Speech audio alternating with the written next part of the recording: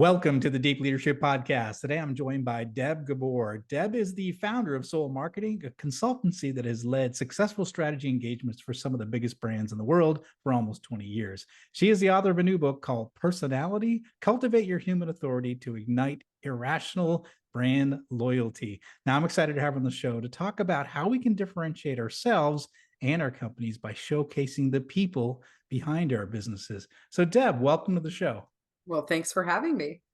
Yeah, I'm excited to talk about this subject. It's one that we haven't covered, so I'm really interested in your expertise. So let's get started. You are the CEO, founder of Soul Marketing. Tell us, what is Soul Marketing and what makes your company so unique? Well, we are in the business of creating this condition that I call irrational loyalty. And when you mention the book title, you see that it's there. And irrational loyalty is when people are so indelibly bonded to your brand that they'd feel like they were cheating on it if they were to choose an alternative. I don't know about you, it's how I feel about my iPhone and all my other thingies when I know that there are functionally superior products out there that cost less, are more available, have more durable glass, which is an issue for me. I still will pay on the order of $500 or $600 more to get my hands on the brand new iPhone because I'd feel like I would be cheating on them if I were to buy a competitor. So that condition of irrational loyalty is what my business is all about, is creating that condition for companies, whether they serve other businesses or they serve consumers directly. And so we do that through a combination of strategy and research, brand leadership, and long-term brand management and content marketing. Oh, fantastic. And what are the type of companies you work with, and why do they come specifically to your company? So the types of companies that we work exclusively with these B2B technology and professional services companies, really unsexy businesses and unsexy categories. If you read my bio, you probably saw I wrote a book that has the word sex in the title. I saw that. Yeah.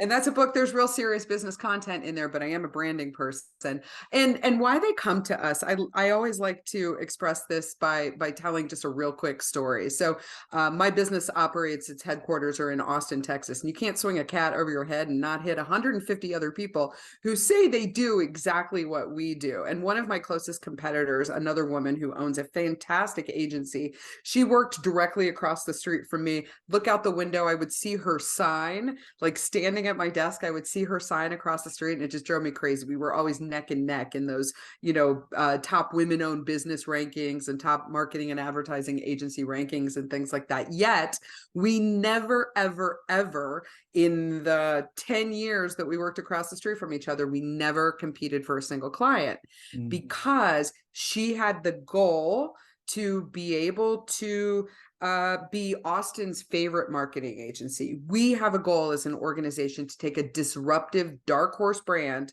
and turn them into a top 5 most valuable global brand.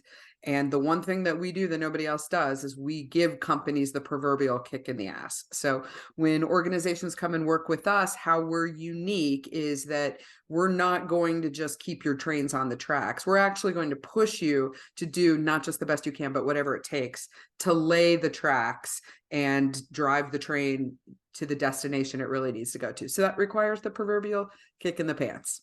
Aha. Okay. Well, that makes a lot of sense, and it makes sense from what I can see and what you've done throughout your career. So it makes a lot of sense. So let's talk about this new book. It's called Person-ality, but personality is spelled kind of interesting. So tell us the inspiration behind the book and the meaning behind the title. Yeah, I'll start with the meaning behind the title because it's person-ality. Person-ality, not just personality. So person-ality is really about the idea of the humans behind a brand, like the actual heart and the soul and the authentic, I guess the authenticity and the sincerity of the human beings behind a brand, because a brand is really made up of the values and beliefs that are held by the organization and the people that are part of that organization, and how those align with the customers who are most highly predictive of success. And personality, this idea is really all about I call it human to human branding. I talked about B2B branding, business to business branding. We know B2C branding, but really the world has evolved to this place where the best brands in the world are truly human, and the human beings behind the brand. So the leaders of the brand, the thought leaders inside the business, the employees who work at a brand are really the embodiment of all of the human qualities of the brand. And so that's where the title Person-ality came from. Originally, I was going to call it H to H branding or something like Mm. that. This Oh idea yeah. of, human to human branding or heart to heart branding. But the notion of personality, you work with publishers, right? That came from the publishing team. They were like, oh, we think that there's an opportunity here for some new conceptual space. So that's how we ended up with the name. And then the inspiration behind the brand, it's like a lot of other people. I had a COVID story. Like you, I write books. I travel around the world as a public speaker. When COVID hit, people like us, we got grounded, right? We got our wings clipped. And to some extent, I lost a major part of my platform for being able to help people understand the foundations and strategies behind branding and how to transform their businesses through branding. And I was forced with an interesting dilemma, which was I had a lot of time available, right? Yeah. And, when I really, really searched my heart for what can I do during this time that's going to elevate other people and help other people, because I am obsessed with branding. And the reason that I do branding is because it makes businesses better, and better businesses create more sustainable economies. More sustainable economies are better for people. I mean, all of these things. I came to the conclusion that the most important thing that I could do is give generously my expertise to other people for free without any expectation of anything in return. So basically go out there, help other people, share information with other people, share my professional ecosystem with other people, all with the purpose of helping them navigate a really, really difficult time to be a brand. And the results were really surprising in that I cultivated a huge following of people who I, just by giving to them, without asking for anything from them. And when I say not asking anything, I'm not asking for money from them. I wasn't asking for business from them. I was just giving. And I cultivated this large community of people that started to lean forward and tell me what it was they actually wanted to buy from me, which was something different than what my organization was selling. What they wanted to buy from me was not B2B content marketing services or strategy and research. What they wanted to buy from me was, how do we become you? Mm. And so that really was the inspiration for the book. And then, trickle in a little bit of what I saw going on in the world, where you probably observed this too. There was just a real lack of leadership. People were looking for someone to help them make sense of things, tell them who to be, where to stand, what to say, what to think, what to buy, all of these things. And in the absence of information, it leaves a vacuum, and people always fill it with the worst possible ideas. Yes. So I went into the vacuum with good ideas and with inspiration and with help and with content. And that really was the inspiration for the book. I was writing a completely different book when the pandemic hit, and it seemed really irrelevant. And so I completely scrapped that and went to this. I love that. I've talked to so many authors that have created really good books in the midst of this tough time, whereas a lot, some people may have just sulked in the corner and just waited it out or whatever, watched Netflix. I saw so many creative people like you work to try to help and try to share knowledge and to fill that. I'm not traveling as much, so what else can I do with my time, and creating really good content and these books that have really, I think there was a renaissance the past 3 years in business books, to be honest. Oh, I think so. And part of the sharing of content and sharing generously, like information and assistance, and like filling the vacuum with inspiration and helpful ideas. There was a leadership lesson in there for me too, just to kind of tie it back to your stuff, which, I had this great leadership team at my company, and here I was suddenly back at work. Right. Yeah. And we had worked as an organization very hard for several years to create a world where I could have a life by design. The company could exist and we could have a team-led business instead of a hero-led business. And here I was, and they were really trying to encourage me to not like swoop in and be the hero again. They said the worst possible thing that could happen here, Deb, is that you come in and you mix things up and you get all in everybody's hair. Things go really, really well when you are in your zone of genius. So we want to keep you in your zone of genius, which I really think that it was the inspiration. It really came from the team of people that I worked with, because I know myself as a leader and I know I like to be a hero. And sometimes if there's not a problem to solve, I'll create one. So it's Yes. just better to keep me in my zone of genius, which, it's not just good for the company, but it's good for me too. Yeah, that's fantastic. And it's good for you to note that, because we've talked to a lot of leaders with that transition going from, remote work to back in the office. And everybody's like, I want you back in the office. I want you going back the way things were. And people are like, well, wait a second, life was a little bit different. And we liked what we were doing before. Let's take what we've learned from this time and let's incorporate it into the new way we do business. And it sounds like you did that. And that's my hat's off to you, because that's good. That's a leader that's listening and focusing on what's right for their team. So that's excellent. So let's just talk about that. As businesses, as business leaders, how do we communicate with authority, but in a more human way?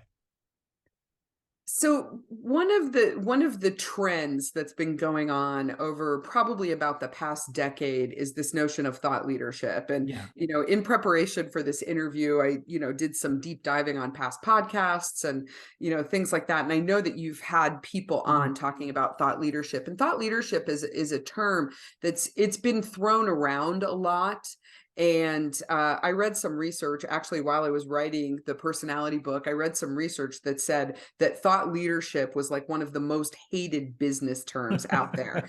Basically, somebody came up with this idea. If you write a book or you write a blog or you make a video and you put that out there into the world, if you build it, they will come, right? And before purchase influencers became really sophisticated, to some extent that kind of worked. When I wrote my first book back in 2016, I really envisioned that book was going to become like a calling card for my business. I wasn't thoughtful and deliberate about how I wanted that book, A, to serve other people, and B, how that was going to propel my career. And what I found was I actually became a thought leader, not because of the book, but because of what I was sincerely and authentically sharing with other people. So quick story about that. So that book came out in 2016. And then in early 2017, we had two bellwether events in the branding world that happened within the same week. One of those was United Airlines pulled that poor emergency room doctor out of his airplane seat and, knocked him unconscious, and videos went out all over the internet, to the tune of shared on Twitter like 11,000 times in 10 minutes. We didn't hear anything from the leadership of United Airlines for a groundbreaking 48 hours. And when we did, what we got was a 140 character tweet that was written by a group of lawyers in passive voice that blamed the victim, right? Also, that same week, Pepsi ran an ad featuring Kendall Jenner sharing a Pepsi with some riot cops at a whitewashed version of Black Lives Matter rally and things like that, and faced a lot of adversity and consumer backlash. And both of those things happened over the same week. During that week, I became the world's resident authority on brand disasters and botched corporate apologies, right? I became the person that the media wanted to talk to about what's going on here. How do we make sense of this? What can other businesses learn from this? What do you think is going to happen? What are our big takeaways from this? How do brands need to change, right? And so suddenly I was given a platform to share with the world my expertise in this very sincere and authentic and straightforward way that was a whole lot more personal than, writing a 250-page book and then hoping for the best. what happened out of that was like this sort of area of expertise in this unique niche that I started to occupy started to open all kinds of new doors, because all of a sudden people were looking to me to authentically help them in a very sincere way. But I also, part of the success of that was that I have a unique point of view. I have a way of telling stories that is infused with humor and with honesty, using lots of very, very relatable examples.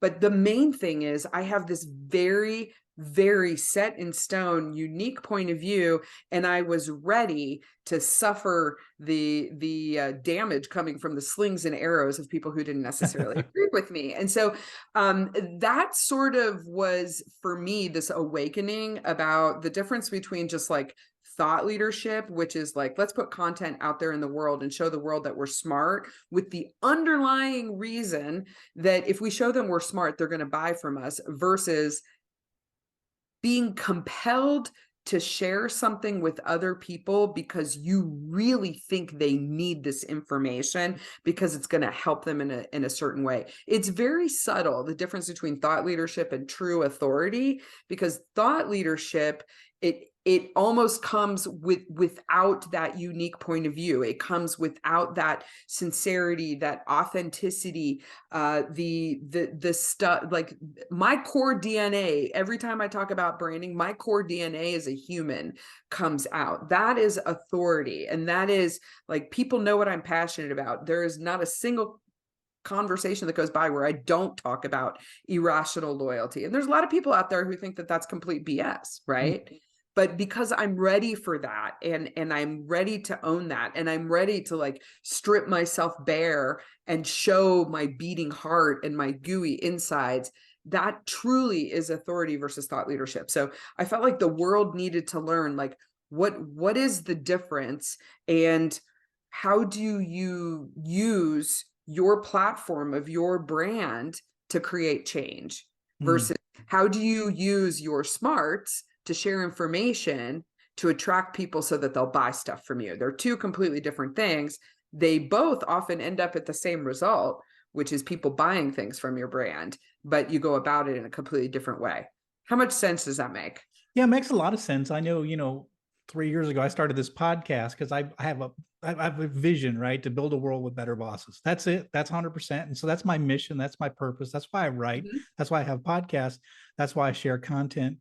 It's about this, I worked 22 years in corporate. I saw a lot of bad bosses, right? And so if I can help people be less of a bad boss, right? So that the people working under them can have better work experiences, then I've done my job. And that's my mission. That's my focus. And it sounds like what you were saying is when you're out there authentically sharing your purpose and what you're trying to do to help the world, it's not about selling books. It's not about getting advertisers on my podcast. It's about getting this word out there, this knowledge, a place where people can go and get a lot of information to become a better leader. That's what the purpose of this podcast is.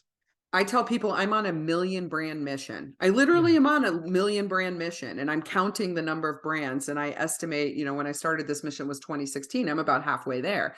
I can't get there. I can't impact a million brands if all I do is serve like 40 or 50 brands a year through my company. I can't get there alone. I mean, I go out and do speaking engagements. There might be 500, 1,000 people in the audience. Got to do a metric buttload of speaking engagements to get to a million people. I need my information to find the light of day in the places where people are looking for help and inspiration, like you.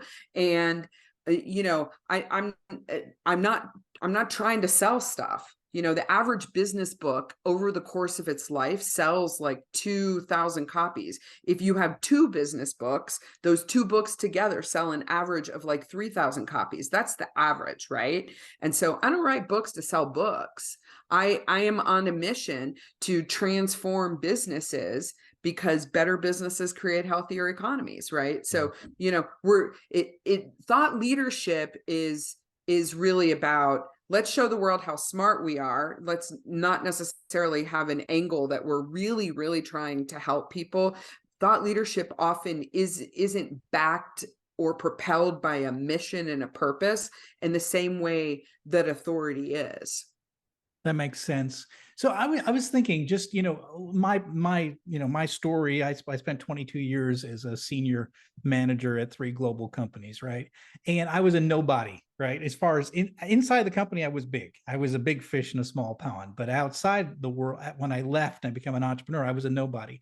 How should people who are leaders in maybe in big companies, what's their purpose in terms of you know how do they establish authority? How should they be communicating? How should they be representing their brands, developing their own personal brand outside the company? What advice would you give to those people who might be in a leadership position or in a senior position in a big company where they're not necessarily part of the marketing crew or the brand crew, or what should they be doing? So that's a really interesting question. Back in the days when I actually had a job, the last job I had, I worked at a PR firm. And one of my jobs was I did executive communication for the CEOs and the other C-level executives at these huge disruptive technology companies. People who were considered in the technology industry to be like rock stars, right? And sometimes my job was about helping these executives develop or cultivate a platform so that they could have a message to the world that transcended like what the products and services were that these companies were selling. And in about half of the cases, the executives were reluctant. They didn't have anything that they really wanted to share. They didn't have anything that they were passionate about. And one of my jobs was to drum up something that they could be passionate about. And so if you can imagine, if you are like given an executive platform that's supposed to be transcendent, and it's not something that you are personally passionate about, it's not a change that you want to see in the world or a problem that you want to create a solution for, that's where you get this like very hollow, empty kind of thought leadership. You have these, reluctant people who are out there talking about things, and I can tell every day when I'm talking to somebody who's completely glazing over, right? Yeah. And you can tell when people's hearts are not in it. So what I would tell today's leaders inside of large businesses is, don't do it unless you're ready. And how do you know you're ready? How you know you're ready is you have something inside of you that you have to get out, right? So you said that you are motivated by creating a world where we don't have bad bosses, right? Because it's better for everybody, right? You were compelled to do that. So the first thing is you have to be compelled to share something. Okay. And it has to be sincere and authentic for you. It has to be something that's attached to your values and beliefs. And hopefully, as the leader of a large organization, your personal values and beliefs are aligned with the values and beliefs of the organization that you're working for, that you are core values fit, that your mission, vision, values, purpose, that you are totally aligned. And so, the first thing is be ready and be sincere and have something that you're compelled to share. The second thing is be ready for people to be critical. When you are strongly opinionated about something, or even if you're not strongly opinionated about something, or you're very forceful and convicted in the change that you want to see in the world, you have to be ready for the idea that not everyone's going to agree with you in totality, or they're going to not agree with, different approaches. I have this thing, it's called the ideal customer archetype, which is very divisive among marketing people. And I'm like, no, we believe this. We use this. We've used this 1,000 times over with some of the biggest, best known brands in the world. Let me show you how it works. If you don't believe it, you call it BS. That's on you, but this is what we believe. So you have to be ready to be super, super convicted and invite criticism. So that's the biggest thing.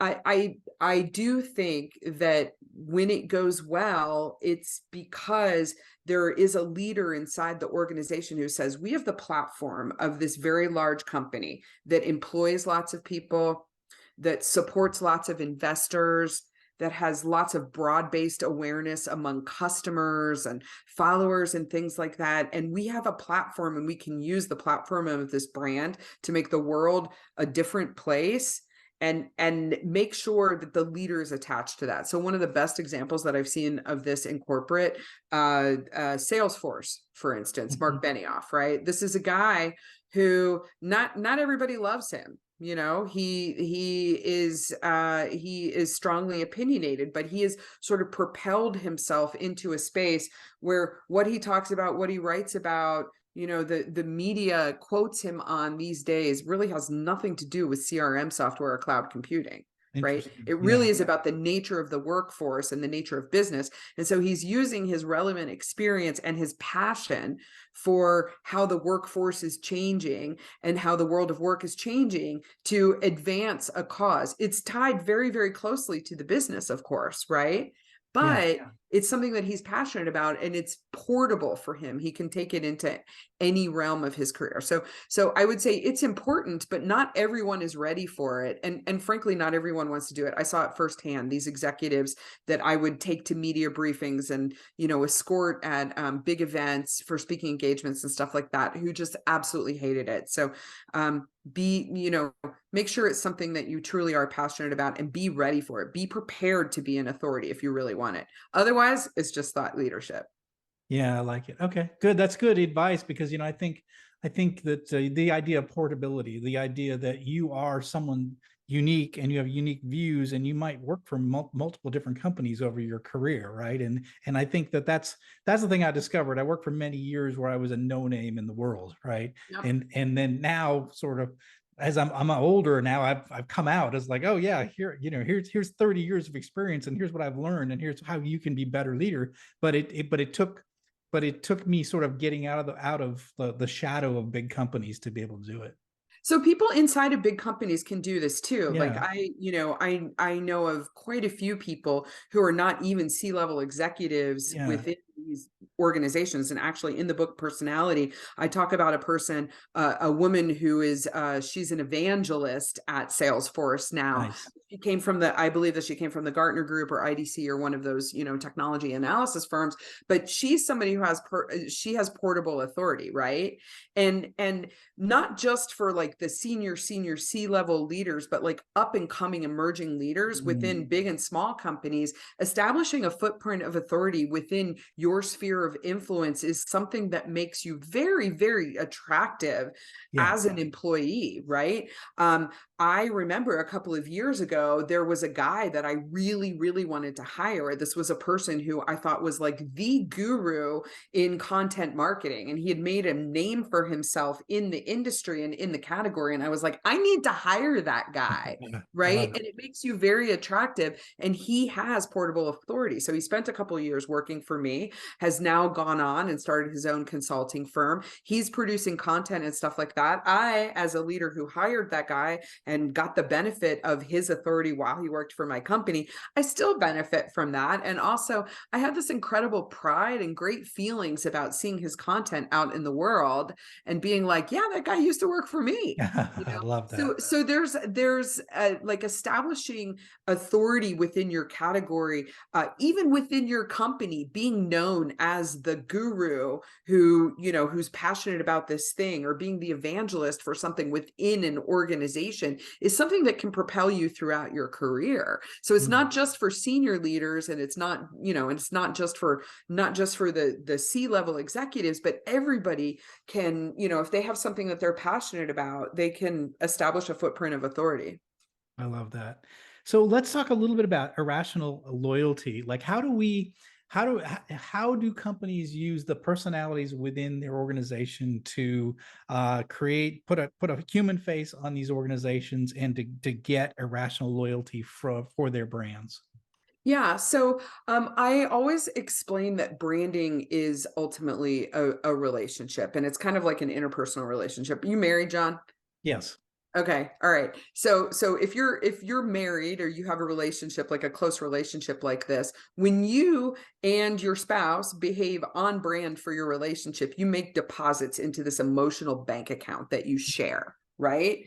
And that emotional bank account, which it gets a deposit if, for instance, like, in my case, it always was every time my husband would walk by an overflowing waste basket and not like empty it, I would be like, it would go into the negative equity area. Irrational loyalty happens like as you build up all of this equity in this emotional bank account. That's the stuff that sustains you when one of you does a terrible job of loading the dishwasher. Right? It's the thing that prevents divorces when things like that happen. The more irrational loyalty that you have in your relationship, the more your relationship can sustain the most turbulent times, right? And so the same is true of brands. When you establish this relationship of irrational loyalty and things happen. I mean, I'm thinking about like the disaster of holiday travel for Southwest Airlines, Yeah, for instance. a great They're, example. that's a brand that has enjoyed a lot of irrational loyalty over the years, maybe a little too much at this point, so that when all of this happened, there were a lot of customers who were defecting. And, I'm hoping that it's causing Southwest Airlines to really, really look within and identify areas where they could have listened to their employees more closely. They could have been, shoring up their operations like their competitors were doing over the years and things like that. But irrational loyalty is the thing that sustains you when you screw up, when things happen like the pandemic and maybe people can't use your brand. It is the thing that allows you to charge more for your products and services. It drives higher margins, faster, more rapid profitability, more focus, all of that kind of stuff. So that brand relationship is really important. Well, where does that brand relationship come from? It comes from people, Yeah. right? Yeah. So look at Southwest Airlines. It's actually a really good example. So Southwest Airlines, the leadership of Southwest Airlines, Herb Kelleher, like legendary guy, right? Yeah. People are like, I want to be with Uncle Herb, right? The CEO, I can't even remember his name right now. And I did, I don't know, like 100 interviews about the Southwest Airlines disaster a couple of weeks ago. One of the things that people pointed out was the fact that he did not communicate with empathy during a time where human beings were deeply affected by problems that this brand caused directly. Right? Yeah. So this is like when you communicate with authority, you communicate by showing empathy, by showing regard for humanity. It's really hard to show regard for humanity when you are issuing press releases. It's difficult to show regard for humanity when you're United Airlines and you issue a 140 character tweet 48 hours after a big disaster happens, blaming the victim written in passive voice, right? And so it's so important for brands to really leverage the humanity inside of the people behind the brand so that we can get that values and beliefs alignment, right? Brands come across like automatons if all you have is content. If all you have is like, one or two dimensional content, you have information on the internet, you have advertisements, you have things like that, but you don't have humanity, it really, really decreases the level of emotional bonding that people have with brands. So we recently did a study and we looked at the most valuable global brands in the world and we divided them by category. And we wanted to understand what drives irrational loyalty. What are the drivers of irrational loyalty? The number one thing that drives irrational loyalty, it's not awareness, just people knowing about the brand. It's people using the brand. And when people use the brand makes itself indispensable. Indispensability comes from the human qualities and the emotional connections that people make with the brand. Who better to make emotional connections than other people? Interesting. And the other thing too, I've always learned, throughout my career is when you screw up, it's how you respond to that screw up is where a lot of that loyalty comes from, is that 100%. how you react to a problem it's your chance, right? You might have a decent relationship with your customers and then something goes wrong. Well, this is the opportunity to show your character and show what kind of company you are. And when you disappear or you show up with a a professionally written tweet, that's like you said, in a passive voice, and then you're not showing up authentically as a person trying, like a person that is is empathetic to the problem, and you're responding in a way that's real and authentic, and that's when you lose it. But you could have, Southwest could have had major victory through this thing, and increased their 100%. loyalty if they had responded in a completely different way. I think that a lot of people would have forgiven a lot had they shown more humanity, more empathy. One of the examples that's in the personality book that I point out at the beginning of the pandemic, the travel and tourism industry was, basically decimated, right? And the CEO of Airbnb, Brian Chesky, I don't know if you remember this, he wrote this very heartfelt letter to employees, which I believe was strategically leaked and ended up in the media. But like, I read that, and I felt like I was in the room with him. It was absolutely gut-wrenching to read it, but it was so it had all of the humanity, all of the feel. Like, I'm getting goosebumps thinking about it. I mean, it was not a happy time for the company. And one of the reasons I was paying very close attention to this is, like, at the time I owned several vacation home rentals, and I was like, oh my gosh, my whole vacation rental business is going to implode. But it really, my heart went out, and it increased the loyalty that I felt towards this company, because Brian Chesky showed me his insides. He showed me the beating heart inside of him. And there are countless stories of this where people really, the leaders of organizations, he didn't have to give a speech. He didn't have to make a personal phone call to me. It was a letter that was like, featured in the Airbnb blog, and then, leaked to the media and whatever. And I was like, I know everything I need to know about this organization. And then, he used that empathy and that sincerity to basically make a statement to the world to say, one of the trends that happened over the pandemic was a lot of people started using Airbnbs as a place to go and remote work. Right. And he became a very authentic proponent for looking at the world of work in a completely different way. So that's what, that's authority, right? He wouldn't have been able to do that had we not seen his gooey insides. We wouldn't listen to Brian Chesky talk about the nature of work is different than it's ever been. And, as the leaders of organizations, we have to adopt the things that we've learned from the pandemic that people liked and incorporate that while still being productive and whatever. We wouldn't have found that believable. We wouldn't have grokked with that content had we not seen that he truly is sincere and authentic and human. So it really, really humanized the brand. Wow, that's fantastic. Well, there's so many things we can cover. We've talked about a lot so far. Let's tell people how they can learn more about you. How can they find out about your company, about you, and all the books that you've written? Yeah, you can go to debgabor.com. Everything is there. Or if you're interested in my company, it's Soul Marketing, soul like the sun in Spanish, soulmarketing.com. But really the best way to get in touch with me is through debgabor.com. I'm on all the social media platforms except TikTok, because I just still haven't figured out how to make that work for me. I'm a 54-year-old woman, so I'm like kind of working through that with my I am 55 and I'm on TikTok, but I don't know what I'm doing. So I watch videos, mostly dance videos and cat videos. But I haven't figured out how to have an authentic presence on TikTok. So for right now, I stay off the platform. So that's a lesson, right? Pick your platform. But I'm on LinkedIn and Instagram. I'm on Facebook, and truly, like, you can submit a request through debgabor.com. And I love to hear from people, especially if they let me know where they heard me or read about something, just so that I can, connect the dots.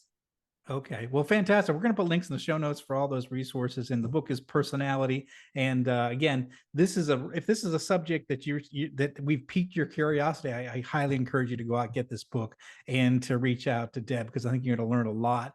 Deb, I really appreciate you coming out and sharing all this information. And I think you're going to help us be more authentic with our communications, just because we've had a chance to meet you and hear this story. Well, I sure hope so. Thanks for having me. Well, thanks again. Well, that's it for today. Thank you for listening to Deep Leadership. If you like this podcast, please subscribe and share so we can continue to build a world with better bosses. Until next time, this is John Rennie saying take care and lead well.